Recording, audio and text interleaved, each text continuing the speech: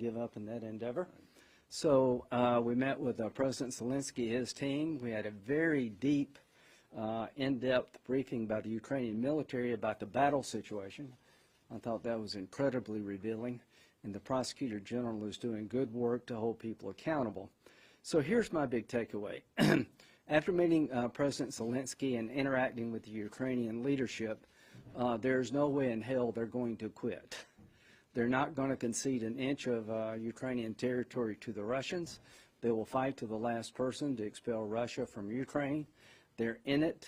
They're sacrificed greatly. Russian war crimes are committed every day in front of your television, on your television screen. The Ukrainian people are more determined than ever, and they can sense a change in tide. 11 months ago today, this war started. We were told by our military leadership that Kyiv would fall in 4 days. 11 months later, the Ukrainians are slowly but surely dismembering the Russian military. But we're at an inflection point now, a tipping point. The issue of tanks has become center stage really in the world. And we're convinced, the three of us, that the Ukrainians need heavy tanks, that the best tank for the fight is the German Leopard tank, that American tanks can be helpful in this regard. If we send some Abrams tanks, it will open the floodgates to more tanks coming from allies and German Leopard tanks flowing into Ukraine. We're almost in World War I type battle conditions in the east. It's impossible, in my view, to dislodge the Russians by the Ukrainians unless they have tanks. We also believe that longer range rockets will help stop the counteroffensive that is building in the east. The Russians are moving on Bakhmut. They're making some gains. The HIMARS have been worth their weight in gold. ATACMS is a rocket system that has longer range. The goal is to dislodge the Russians from Ukraine by helping the Ukrainian military in that endeavor, give them the weapons they need to beat the Russians on the battlefield. The goal is not to send American troops. The goal is not to start World War III. The goal is to stop the invasion and kick Russia out of Ukraine and hold Russia accountable for the many crimes that have committed in the last 11 months. I am more optimistic today than any time in recent memory about military assistance going into Ukraine in the form of tanks. I've had discussions with our German allies. This is a moment for Germany to shine. The spotlight is on Germany, unlike any time really since World War II. They have a chance to be a force for good. The German Leopard tank can be outcome determinative on the battlefield, and I'm hoping that Germany will understand that defeating Putin in Ukraine is in Germany's national security interest. He will keep going if he's not stopped. If you don't believe me, listen to him. If he gets away with this, world order as we know it becomes a joke. Boundaries mean nothing. If he's not prosecuted, or those under his command are not prosecuted for blatant war crimes, then everything we said after World War II just becomes hollow rhetoric. Wouldn't it be embarrassing for the free world to gather in Munich in the middle of February talking about world order and freedom and the rule of law and recognizing sovereign nations' right to exist if by that time we had not provided the tanks that Ukraine desperately needs? So I'm hoping that the Department of Defense here in America will reassess their position. I understand the Abrams is not the best fit. I understand the technical problems associated with sending the Abrams. But what we're urging is to lead by example. The British sent, I think, 14 Challenger tanks, and that has set a precedent that I hope we will follow. And as to our German allies, the sooner you can make this decision, the better off for the world. The day that Berlin signs off on Poland and other nations sending the Leopard tank, the day that the German government says we will also send tanks, is a day closer to liberating Ukraine and ending this nightmare. Seldom in the history of modern warfare has so much depended on so few tanks. 300 tanks given to the Ukrainians who have an ability to take any weapon system and maximize its benefit, I think will change the outcome of this war. And to the American people, if you believe Putin winning in Ukraine doesn't affect you, you're wrong. I know we're tired of being involved in conflicts outside of our country, but everything we hold near and dear as a country is at stake. Boundaries no longer matter if you can rewrite boundaries by the force of arms. Putin will not stop, and China is watching very closely. If Putin's successful in his effort to break the will of the West and dismember Ukraine, there goes Taiwan. The converse is true. If we can rally as a freedom-loving people and help our allies throughout the world kick Putin out of Ukraine, and Ukraine is still standing as a sovereign democratic state, then I think peace in Europe will be secured for a long time to come, and the likelihood of a Chinese invasion of Taiwan goes down. So to the administration, the Biden administration, please send the tanks. To the Germans, please send tanks. You have a history to be a leader for good. You have a history to imprint modern Germany in a way that will be beneficial to future generations of Germans. I spent 4.5 years in Germany. I love the country, love the people. This is a chance for Germany to rise to the occasion. I hope they will. Thanks. Thank you, Senator Graham. This trip to Ukraine was my third in 12 months, and our second in about 6 months. And I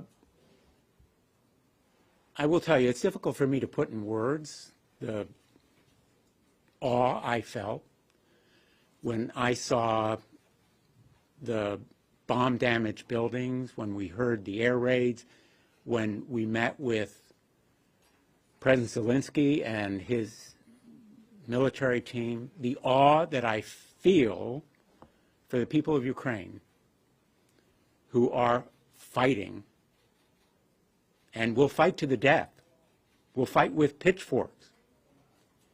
They are outmanned. We cannot allow them to be outgunned. We cannot allow Ukraine to bleed to death or their people to starve and freeze to defeat. And I want to thank President Biden for saying that Ukraine will get everything it needs to win. I wish he had added everything it needs to win now. Now. There is an urgency to now.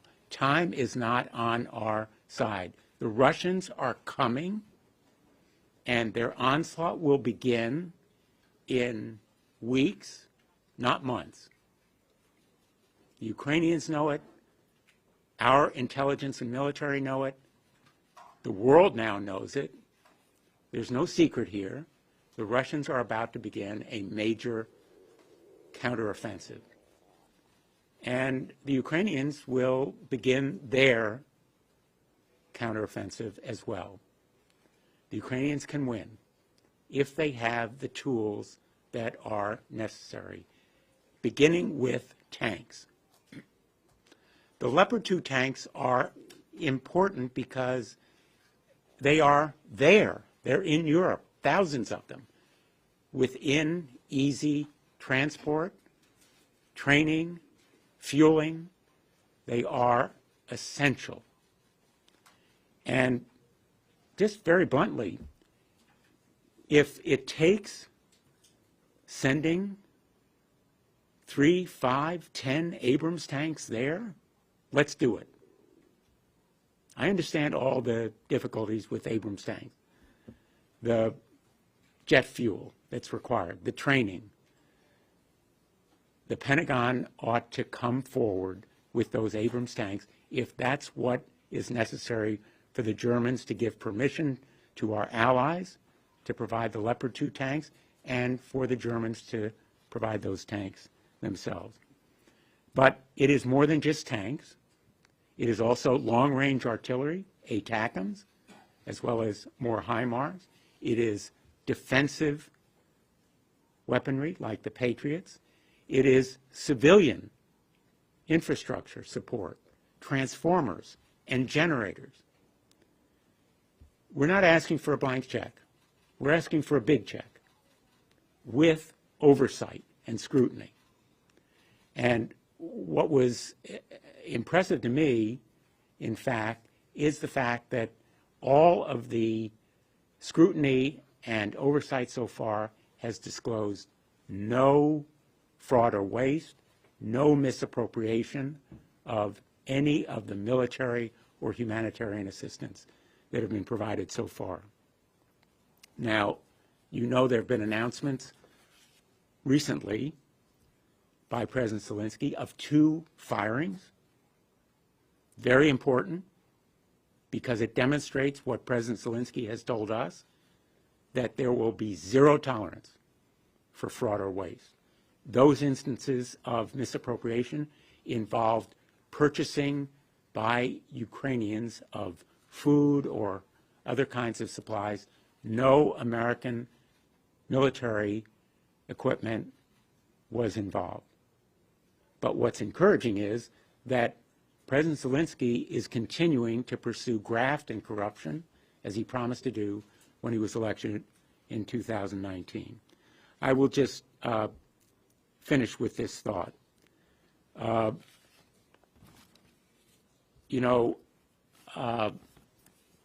Senator Graham is absolutely right. This fight is our fight. President Zelensky is not asking for American troops. We should not contemplate sending any.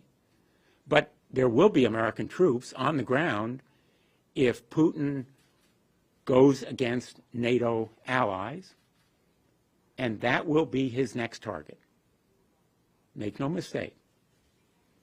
Vladimir Putin is totally transparent about his strategy here. He wants to restore the old Soviet Union, the Russian Empire. It is a delusional plan, but it is Vladimir Putin's plan. And we will have troops involved if NATO allies are attacked. The reason why the Poles, the Swedes, others who are directly threatened, they feel so deeply about it, is they know Vladimir Putin's plan. So we are at a point of maximum danger, but major opportunity. Again, time is not on our side. We need to act now. There needs to be specific action to provide what Ukraine needs now. And again, I want to thank my colleagues for going with me, and turn to Sheldon Whitehouse. Thank you, Dick. It was a pleasure to travel with Dick and Lindsey from the very early days of the last year Munich Security Conference. We were the original Senate caucus for Ukrainian victory when people were having trouble saying the V word. Yeah. And we were the early strong voices for very significant consequences for Russian oligarchs whose corruption has enabled all of this. We have pressed for a stronger effort against oligarchs, and the Biden administration responded with klepto-capture. We held a hearing in our Judiciary Committee on the improvements that have been made as the U.S. Justice Department and others go after oligarch assets.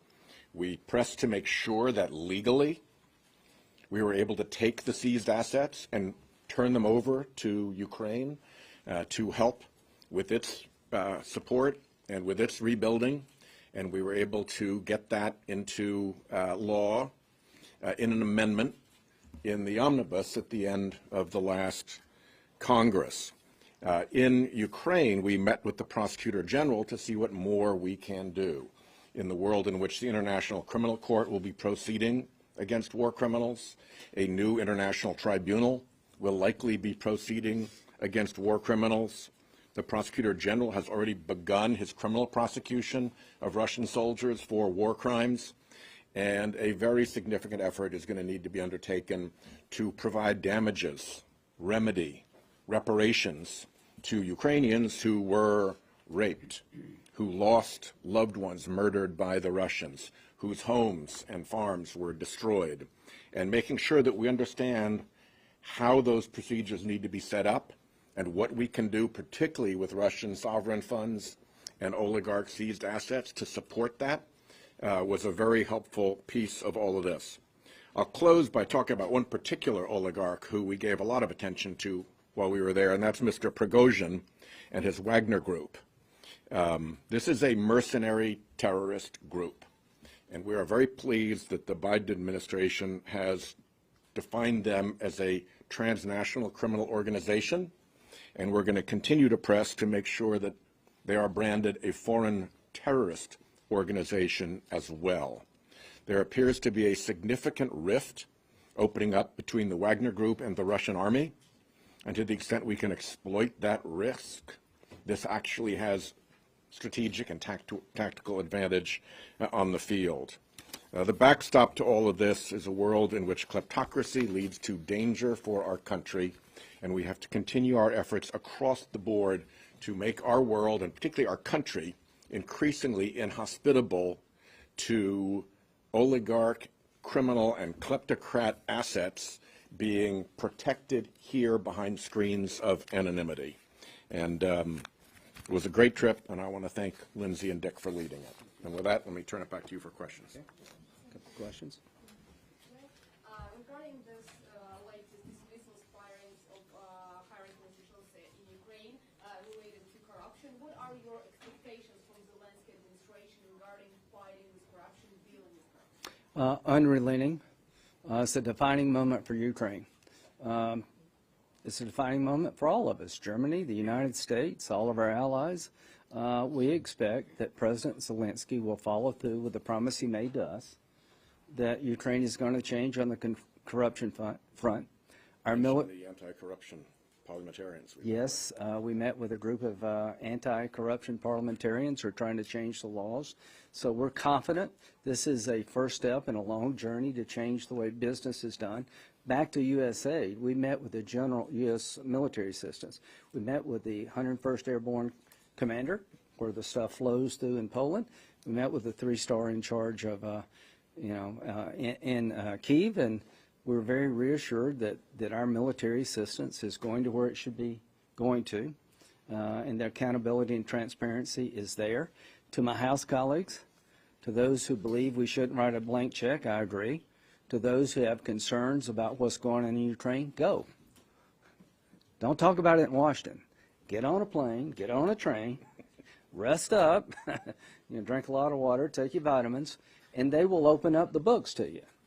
We were told by the American military that any member of Congress who would like to come over in a reasonable fashion to look at what's going on is welcome to do so. I think President Zelensky welcomes that also. So. Yeah. Thank you so much. Freshly coming back from Ukraine, I know this is a bit of an abstract question, but I think one thing that's on a lot of Americans' minds as we continue to fund all this is, how long can we expect the war to last? Do you think it will be a matter of months or years? And also, even if Ukraine does get these tanks, breaks the stalemate in the east, the next question then becomes retaking Crimea by force. Do you think that's a feasible thing for them to do? And in your conversations with the Biden administration, do you think that's something they would fully get behind? I don't want to speak for the Biden administration, but everything I have come to learn about the will and determination of the Ukrainians leads me to conclude retaking Crimea is within reach.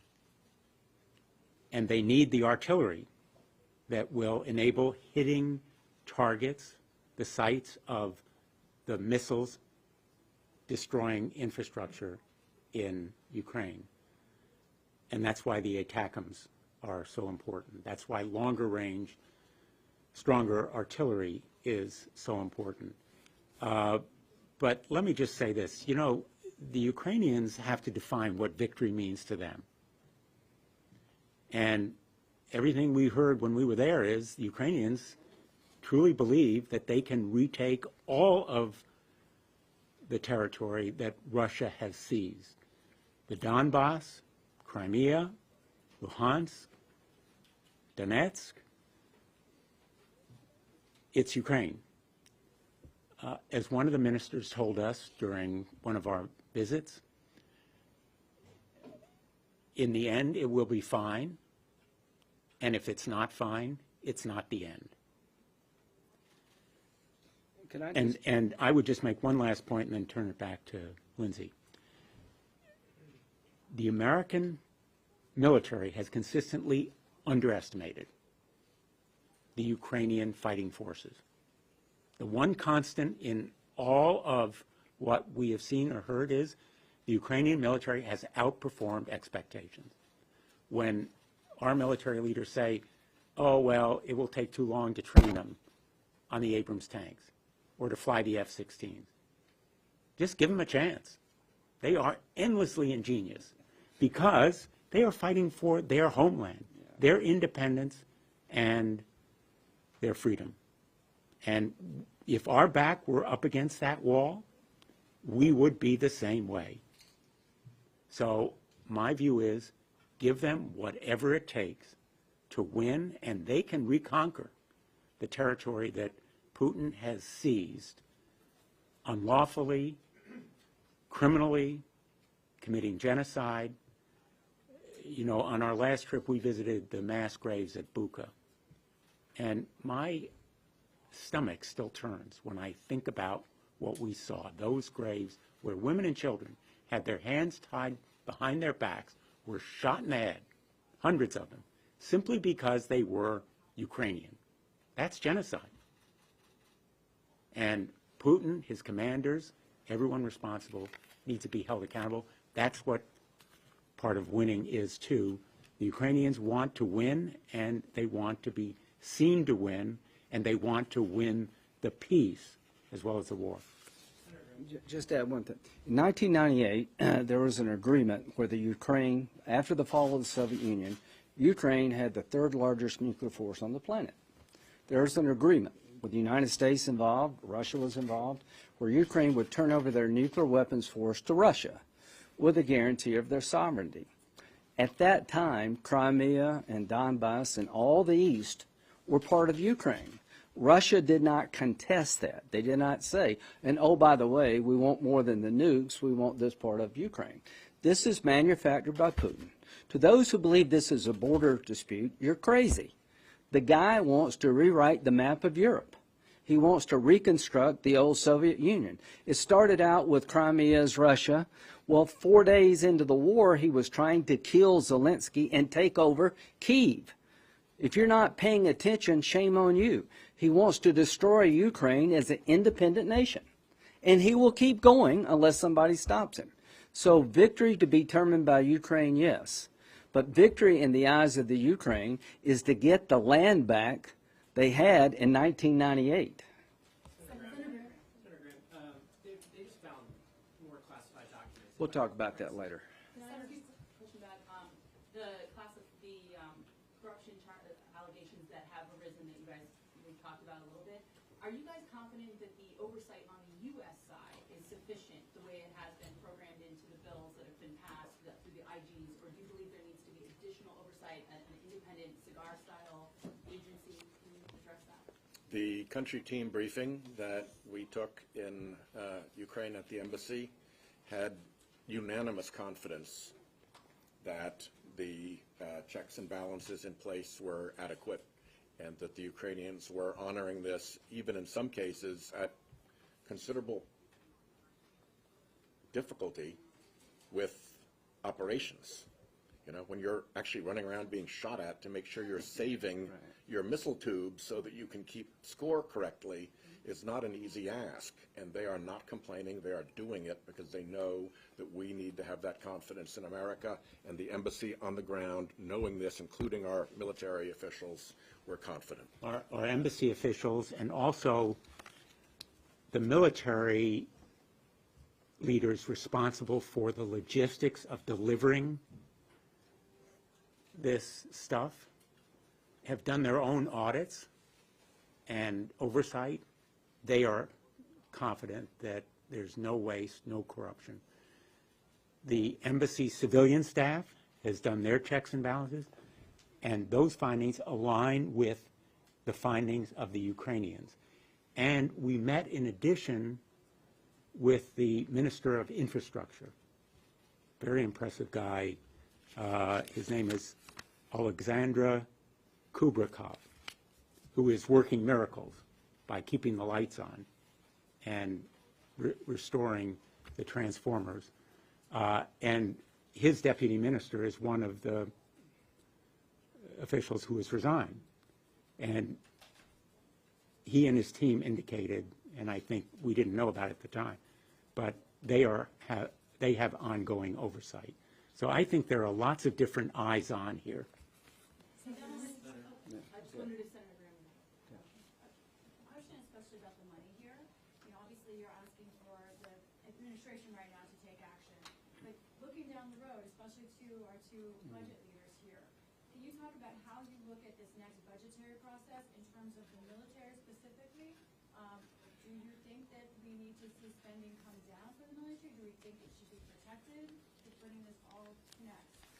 Well, the reason I voted for the omnibus bill, as much as I dislike the process, inflation's been running close to 7% for the last year. The bill that we passed from the Senate increased military spending by 10%. It was a needed shot in the arm. Ukraine's not the only conflict we have. When you look at the military presence west of the international date line regarding China, it's inadequate to the task. I think we all believe that our military-industrial complex has been under stress. We're running out of weapons, so now's not the time to go cheap on our military. GDP to military defense spending is a little over 3%. That's on the historically low side. So here's what I would challenge my colleagues who want to pull the plug on Ukraine. What's the cost of abandoning Ukraine? How much will it cost us as a nation to let Putin win? I think you're going to have the map of Europe rewritten. You're probably going to suck us into a conflict with Article 5 being involved. China will certainly see it as a green light to go after Taiwan. So the cost of abandoning Ukraine is far greater financially and otherwise. And what I think will happen, we're going to have a hard time getting a budget, but continuing resolutions are a danger to the military. And I'm hoping we can find common ground here and keep the money flowing to our military, but in a reasonable way help Ukraine militarily to evict Russia. And, you know, I just add one more point. What we're spending has to be viewed as an investment. It's an investment in deterrence. Amen. And frankly, if we had made that investment a year ago, maybe there wouldn't have even been an invasion. I came back from our first trip before the invasion saying we should provide more arms, impose stronger sanctions, show Putin that we were going to be in this fight all the way, and maybe would have had second thoughts about losing close to 200,000 people to casualties. But the amount that we are investing is a fraction of our total military budget.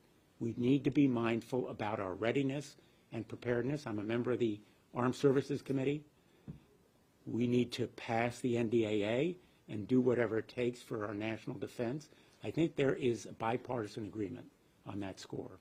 And I think very significantly, as you see from this picture, there'll be bipartisan agreement on the cause of defending Ukraine. Two more. Just back to the tanks. You said you were talking to German allies. Is their final decision, because it sounds like it's going to be a yes, particularly to let other countries send the tanks they have, is it contingent on the U.S. making this announcement on the Abrams tanks? I don't want to get ahead of our allies, but here's where I think we stand today.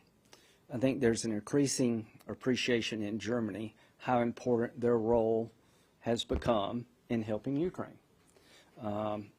We have a lot of American service members stationed in Germany that helps us with protecting America. They helped us in Iraq and Afghanistan. So I want to thank the German people and their government for being a good ally. I am hopeful that not only they will green light Poland, but they will embrace the idea of sending the Leopard 1 and 2 tank from Germany in the next few days. As Senator Blumenthal said, time is of the essence. We need to start the flow now. to the Pentagon. There's serious discussions going on right now. I want to compliment the Biden administration for the kleptocracy program. I want to compliment them for increasing military assistance. I am frustrated at the pace, but I would say to the Department of Defense, if you will greenlight a handful of Abrams tanks, it'd be one of the most consequential decisions you've made in this effort to allow Ukraine to expel Russia, because there will be no excuse left. And I do believe that Germany is feeling the pressure of being on center stage at a time when we're trying to right wrongs. This is a chance for Germany to be on the right side of history, and I believe they will take it. Senator Graham, it was reported in the last few minutes that Chancellor Scholz will, in fact, make this announcement. Well, there you go. That shows you how powerful this. Listen, the reason I said what I said. It out and we got that result. Yeah. Way to go, guys. I've been talking now. Listen, I lived in Germany for 4.5 years. To my Democratic colleagues, you've been terrific on Ukraine. I mean, you have not blinked. It's been so much fun to work for a common purpose and a common cause. You know, Sheldon's like the oligarch's worst nightmare. You know, digs to the right of me, which is hard to do. So Careful. Yeah, careful. But the bottom line is, I think the Germans are now appreciating the moment. This dust up over tanks will serve us well long term. And let me tell you why. Because it's now a realization by the United States and Germany that the goal is to help Ukraine evict Russia from Ukraine. That now is the goal. There is no off-ramp. The Ukrainians are not going to make it easy to end this war by agreeing to allow part of their country to be given to Putin by force of arms. And I think they understand that in Berlin, they understand it in Washington, and the reason we understand it is we've been there. And if it were America, we would have exactly the same response. So the fact that the tanks are going to flow from Germany and hopefully from America, to me, is something to celebrate, because it's an acknowledgement that the goal now is to be with Ukraine until every last Russian soldier is evicted from Ukrainian soil. Senator Graham, also in the past couple minutes, it turns out classified documents have turned up. And Mike Pence, Yeah, we'll talk about that later. Can you just address the Mike Yeah, I Pence will over here. documents? I will over here. Nope, that's not what this is about. That's not what this is about. You didn't talk with me, but Senator, can you, when this is over, Blumenthal, can you would you like just to take address it on it? camera for us? It would help out. we're done with Ukraine? I think we're done. Thank you. Okay, we're done with Ukraine. Mike is helpful. Classified documents. Mike Pence's attorney has written to the National Archives saying some documents have turned up at the Indiana home. Okay, so let's find out how that happened. You got Trump, you got Pence, you got Biden. The only thing I think you'll find at my house is a bunch of Chick-fil-A bags on the floor. The bottom line is, I don't know how this happened. We need to get to the bottom of it. I don't believe for a minute that Mike Pence is trying to intentionally compromise national security. I think that about Biden and Trump, but clearly we've got a problem here. So hopefully when this is all said and done, maybe we're overclassifying things. That may be part of the problem. But count me in for getting this fixed. And the Vice President, I know very well, I'm sure he'll stand up and be the first to say, if I had classified information in my house, to explain why. I think he's one of the most decent people I've ever met. And so what became a political problem, for Republicans, is now a national security problem for the country. Thanks. What about, should there be a special counsel to look at, how does this get investigated? I don't want to go there yet. And should House Republicans investigate the Pence matter? Good work, everyone. Thank you for Yep. Triple team in on